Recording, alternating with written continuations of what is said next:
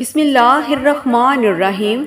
آج کی اس ویڈیو میں ہم آپ کو بتائیں گے کہ حضرت یوسف علیہ السلام کو دریائے نیل کے درمیان کیوں دفن کیا گیا تھا اور 400 سال بعد ان کی میت کو حضرت موسیٰ علیہ السلام نے دریائے نیل سے کیوں نکالا اور پھر کہاں لے گئے۔ ناظرین، حضرت یوسف علیہ السلام اللہ تبارک و تعالیٰ کی دی گئی تمام آزمائشوں میں ثابت قدم رہے تو اللہ تعالیٰ نے انہیں بادشاہت عطا فرمائی۔ پھر جب حضرت یوسف علیہ السلام کے سوتیلے بھائی اپنے والد یعنی حضرت یعقوب علیہ السلام کے کہنے پر دوبارہ مصر گئے تو اپنے بھائی بنیامین کی رہائی کی درخواست کی تو انہوں نے حضرت یوسف علیہ السلام کو ان کے والد کا پیغام پہنچایا۔ وہ پیغام سن کر حضرت یوسف علیہ السلام زاروں کی طرح رونے لگے، جس کے بعد انہوں نے اپنے بھائیوں کو بتایا کہ وہ یوسف ہیں جنہیں وہ لوگ بچپن میں کنویں میں پھینک آئے تھے۔ یہ سن کر ان کے بھائی شرم سے پانی پانی ہو گئے اور انہوں نے اپنے بھائی سے معافی مانگی۔ پھر حضرت یوسف علیہ السلام نے انہیں معاف کر دیا اور کہا کہ تم لوگ یہ میرا کرتا لے کر جاؤ اور ابا جان کے چہرے پر اس کو ڈال دو تو ان کی بینائی واپس آ جائے گی۔ اس کے بعد تم سب گھر والوں کو لے کر میرے پاس مصر آ جانا۔ حضرت یوسف علیہ السلام کا سب سے بڑا بھائی جس کا نام یہودا تھا، وہ کہنے لگا کہ میں ہی یہ کرتا ابا جان کے پاس لے کر جاؤں گا، کیونکہ بچپن میں ہی یوسف کا خون سے رنگا ہوا کرتا بابا کے پاس لے کر گیا تھا، جس سے ہمارے بابا کو بہت تکلیف ہوئی تھی۔ اس لیے آج جب میں یہ کرتا لے کر جاؤں گا تو یقیناً بابا مجھ سے بہت خوش ہوں گے۔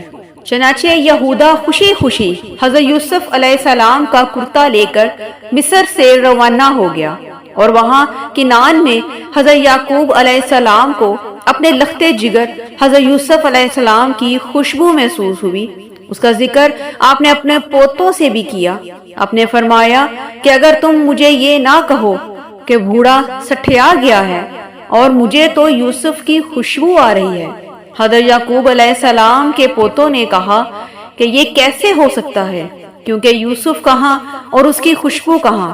تو جب یہودا حضرت یوسف علیہ السلام کا کرتا لے کر اپنے والد کے پاس پہنچا، پھر وہ کرتا ان کی آنکھوں کے ساتھ لگایا تو ان کی بینائی واپس آ گئی، جس پر حضرت یعقوب علیہ السلام نے کہا کہ کیا میں نے نہیں کہا تھا کہ جتنا میں اللہ تعالیٰ کے بارے میں جانتا ہوں تم نہیں جانتے۔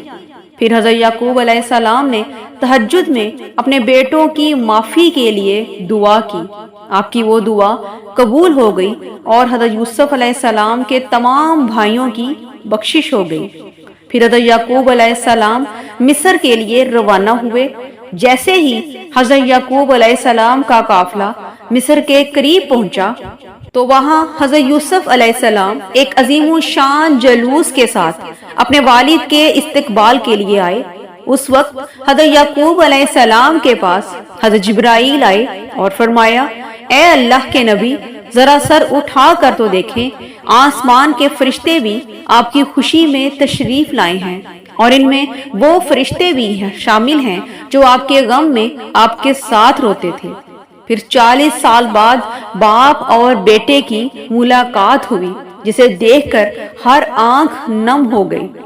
پھر حضرت یوسف علیہ السلام اپنے خاندان کو لے کر اپنے دربار میں پہنچے اور اپنے والد کو اپنے شاندار تخت پر بٹھایا۔ اس کے بعد بادشاہ مصر حضرت یوسف علیہ السلام پر ایمان لے آیا اور اس نے اپنی ساری بادشاہت آپ کے حوالے کر دی۔ اس طرح بنی اسرائیل کو مصر میں حکومت مل گئی اور وہ سب وہاں آباد ہو گئے۔ ناظرین، حضرت یوسف علیہ السلام نے 120 سال کی عمر پائی اور آپ کی وفات کے بعد آپ کے چاہنے والوں میں اختلاف پیدا ہو گیا کہ حضرت یوسف علیہ السلام کو کہاں دفن کیا جائے۔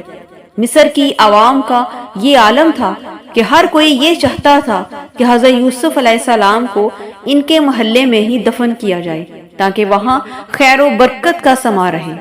آخرکار یہ بات طے ہوئی کہ حضرت یوسف علیہ السلام کو دریائے نیل میں دفن کیا جائے تاکہ دریا کا پانی آپ کی قبر مبارک کو چھو کر گزرے اور تمام مصر والے اس پانی سے برکت حاصل کر سکیں۔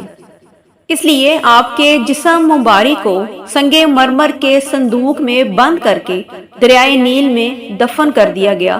تقریباً 400 سال بعد حضرت موسیٰ علیہ السلام کے زمانے میں بنی اسرائیل کو مصر چھوڑنے کا حکم دیا گیا، تو حضرت موسیٰ علیہ السلام کو اللہ تعالیٰ کی طرف سے یہ حکم ملا کہ حضرت یوسف علیہ السلام کے تابوت کو دریائے نیل سے نکال کر ساتھ لے جایا جائے۔ پھر حضرت موسیٰ علیہ السلام نے حضرت یوسف علیہ السلام کا تابوت نکال کر اپنے ساتھ ملک شام لے گئے، جہاں حضرت یوسف علیہ السلام کے تابوت کو آپ کے والد حضرت یعقوب علیہ السلام کے پاس دفن کر دیا گیا۔ ناظرین، اسی امید کے ساتھ اجازت دیں کہ آپ کو ہماری آج کی ویڈیو پسند آئی ہوگی۔ ویڈیو پسند آئے تو صدقہ جاریہ سمجھ کر شیئر ضرور کیا کریں اور میرے چینل کو سبسکرائب کر دیں تاکہ آپ کو اسلامی معلوماتی اور تاریخی ویڈیو موصول ہو سکے۔ شکریہ۔